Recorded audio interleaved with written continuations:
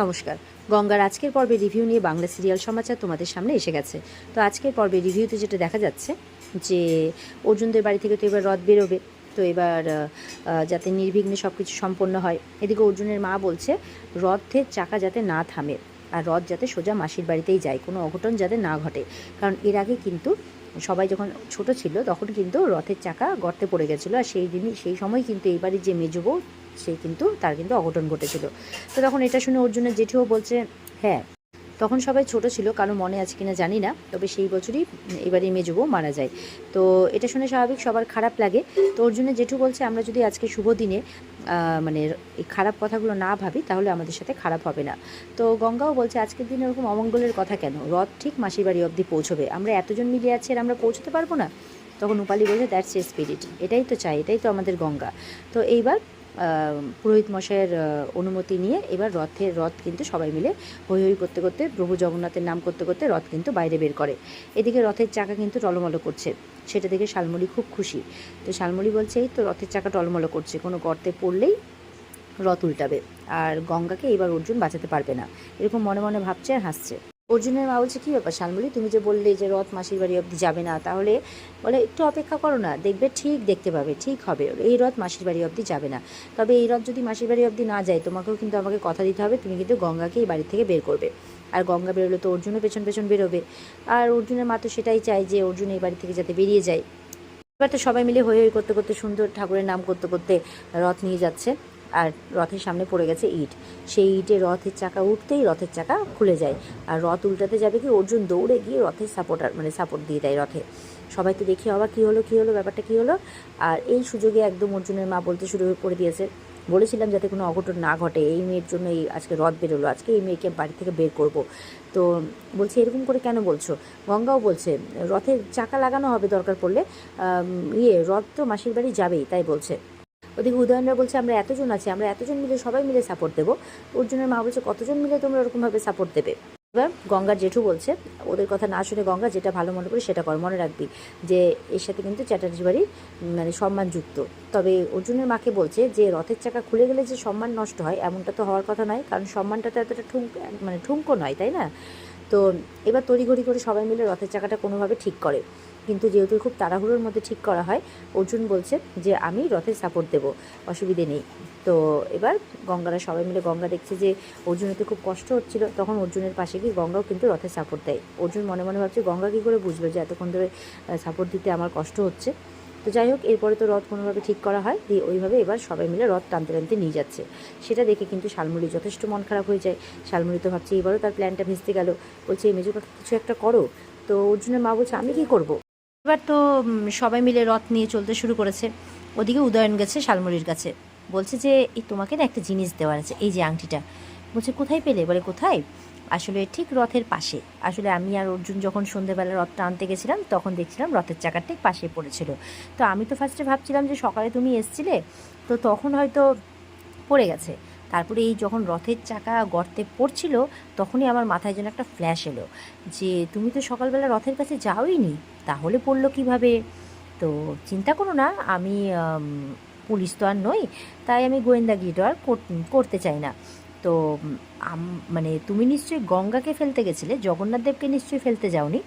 তো এই বলে এবার শালমলি তো পুরো ভয় পেয়ে গেছে, শালমলি কিছু বলতে যাবে কি, তখন উদয়ন বলছে আচ্ছা ঠিক আছে এই নাও, এটা নাও, দিয়ে উদয়ন চলে যায় হাসতে হাসতে, ও তো ধরেই ফেলেছে। এবার সবাই মিলে যথারীতি ভালোই ভালোই কিন্তু রথ নিয়ে মন্দিরে পৌঁছে যায়, মাসির বাড়ি।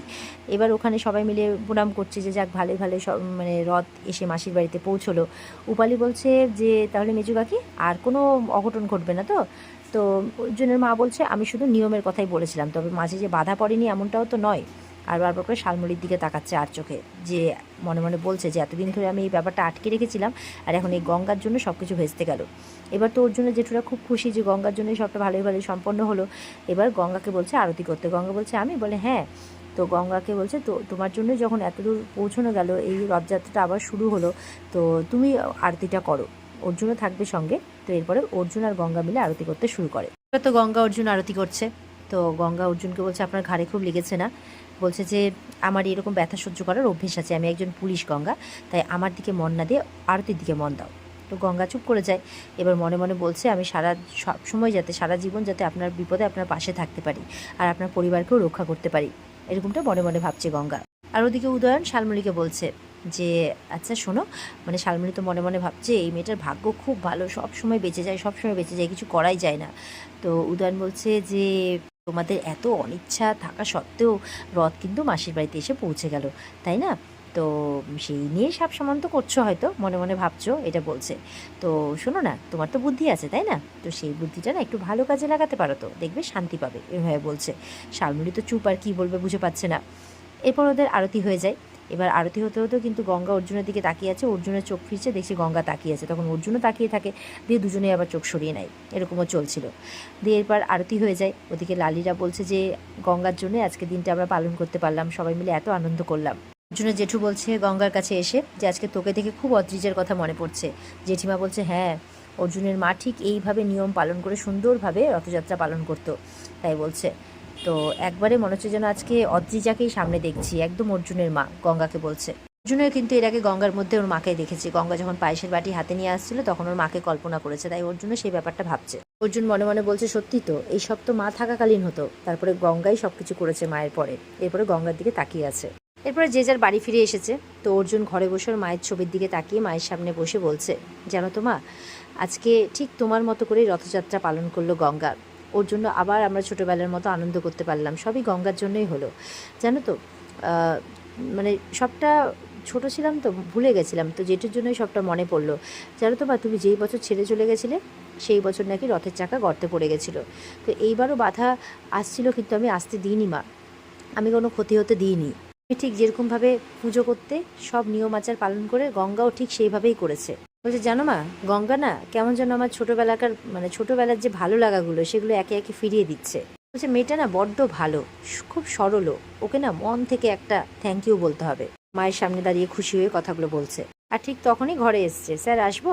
তো বলে হ্যাঁ এসো, জগন্নাথ দেবের প্রসাদ নিয়ে এসছে অর্জুনের জন্য। তো বলছে আপনার কাঁধে হাতে তো খুব ব্যথা তাই না, একটু শেক দিয়ে আরাম পাবেন। অর্জুন বলছে আরে না না না, কিচ্ছু হয়নি, ওসব কিচ্ছু লাগবে না, থ্যাংক ইউ। এবারে গঙ্গা বলছে মনে মনে কি শেক দিতে দেবে না, ব্যথা করবে তো। তখন বলছে স্যার পরে কিন্তু ব্যথা করবে, শুনুন আপনি যা করলেন বাপরে রথের জন্য, নাহলে তো বড় ম্যাডাম আমাকে দিত আচ্ছা করে, বাপরে যেই ভয় ভয় রথটা বের করেছি, দেখুন উনি এত সুন্দর সুন্দর উৎসবগুলো যে কেন বন্ধ করে রেখেছিলেন, এদিকে রথ উৎসব, ওদিকে আপনার জন্মদিনের উৎসব। অর্জুন বলছে আচ্ছা ঠিক আছে ছাড়ো এখন ওসব কথা, এসো তোমার সাথে কথা আছে। এই বলে গঙ্গার হাতটা ধরে ওকে বিছানার উপরে বসায়। অর্জুন চেয়ার নিয়ে গঙ্গার সামনে বসে আর গঙ্গার হাতটা তার হাতের মধ্যে নেয়। আর এবার বলছে, গঙ্গা তো হাঁ হয়ে তাকিয়ে আছে অর্জুনের দিকে। গঙ্গা মনে মনে বলছে এই কি স্যার, নিজে থেকে আমার হাত ধরলেন, এ তো বাবা জগন্নাথ দেবের মানে প্রভু জগন্নাথ দেবের আশীর্বাদ বলে মনে হচ্ছে। এবার বাইরে দিয়ে শালু আর অহনা কথা বলতে বলতে আসছে। শালমণি বলছে জানো তো আজকে গঙ্গাকে আচ্ছা আমি সবক শিখাতাম, কিন্তু ব্যাপারটা হয়ে গেল কি ওই অর্জুন রথের চাকাটা মানে ধরে ফেললো, সাপোর্টটা দিয়ে ফেললো, গঙ্গাকে বাঁচিয়ে নিল, সমস্ত প্ল্যান ভেস্তে যাচ্ছে, এরপরে তো গঙ্গাকে চোখে হারাবে অর্জুন। অহনা বলছে কি বলছো, আরে গঙ্গা তো কম গায়ে পড়া নয়, অর্জুন গঙ্গাকে চোখে হারাবে, এটা কখনো হতে পারে? আর এই মেয়েরা তো এইভাবেই সিম্প্যাথি নেয়। এই বলে বলতে বলতে চলে আসছে, আর ঘরের সামনে যখনই এসছে দেখছে যে অর্জুন গঙ্গার হাত নিজের হাতের উপর ধরে আছে আর গঙ্গার সাথে কথা বলছে। ও দেখেই তো অবাক। অর্জুন বলছে যে এই যে তুমি বলো না যে আমি নাকি তোমার জন্য অনেক কিছু করেছি, তোমাকে পড়াশোনা করতে সাহায্য করেছি, তুমি পরীক্ষায় পাশ করেছো, তোমাকে সুইমিং কম্পিটিশন জিততে সাহায্য করেছি, মানে এইসব তুমি বলো না, ঠিক তেমনই আমি তোমাকে বলছি, তুমিও কিন্তু আমার জন্য অনেক কিছু করেছো গঙ্গা। এই যে ছোটোবেলায় আমি জন্মদিন পালন করতে খুব ভালোবাসতাম, আমার মা ধুমধাম করে আমার জন্মদিন পালন করতো, কিন্তু তারপর তো আর এই বাড়িতে আমার জন্মদিন পালনই হয়নি, কিন্তু তুমি এসে আমার জন্মদিন পালন করলে আবার হই হই করে। আর এই রথযাত্রার উৎসব আমার মা খুব ধুমধাম করে সবার সাথে হই হই করতে করতে পালন করতো, খাওয়া দাওয়া হতো, সব কিছু হতো সুন্দরভাবে নিয়ম পালন করে সব কিছু, তুমিও ঠিক তেমনটাই করলে। তো তুমি মানে অজান্তেই আমাকে আমার জীবনের ছোটোবেলাকার সেই সমস্ত স্মৃতিগুলোকে ফিরিয়ে দিয়েছো। গঙ্গা তো হাঁ হয়ে তাকিয়ে আছে অর্জুনের দিকে, আর অর্জুন একদম অন্তর থেকে কথাগুলো বলছে গঙ্গার হাত ধরে। গঙ্গা তো চোখে জল, আর অহনাদের দেখে তো অবস্থা খারাপ। শালমণি মুচকি মুচকি হাসছে। শালমণির কথা তো অহনা বিশ্বাস করে না, শালমণি তো পরিষ্কার বুঝতে পারছে গঙ্গার দিকে অর্জুনের মন অলরেডি চলে গেছে। অর্জুন বলছে আমি সেই জন্য মনের অন্তর থেকে তোমাকে থ্যাংক ইউ বলতে চাই Ganga, thank you so much আমার জন্য এত কিছু করার জন্য। তো গঙ্গা তো চোখের জল তাকিয়ে আছে অর্জুনের দিকে, অর্জুনও তাকিয়ে আছে গঙ্গার দিকে হাসছে। আর এখানেই কিন্তু আজকের পর্ব শেষ হয়ে যায়। তো এই ছিল আজকের পর্বের রিভিউ। ভালো লেগে থাকলে পর্বকে লাইক কমেন্ট করে জানাতে ভুলবে না, আর আমাদের সাথে জুড়ে থাকতে চ্যানেলকে সাবস্ক্রাইব করতে ভুলবে না। দেখা হচ্ছে তোমাদের সাথে আগামীকালকে। সবাই খুব ভালো থাকবে। আজকের মতো পর্বের রিভিউ এই পর্যন্তই। বিস্তারিত দেখতে অবশ্যই স্টার জলসার পর্দায় চোখ রাখবে। টাটা।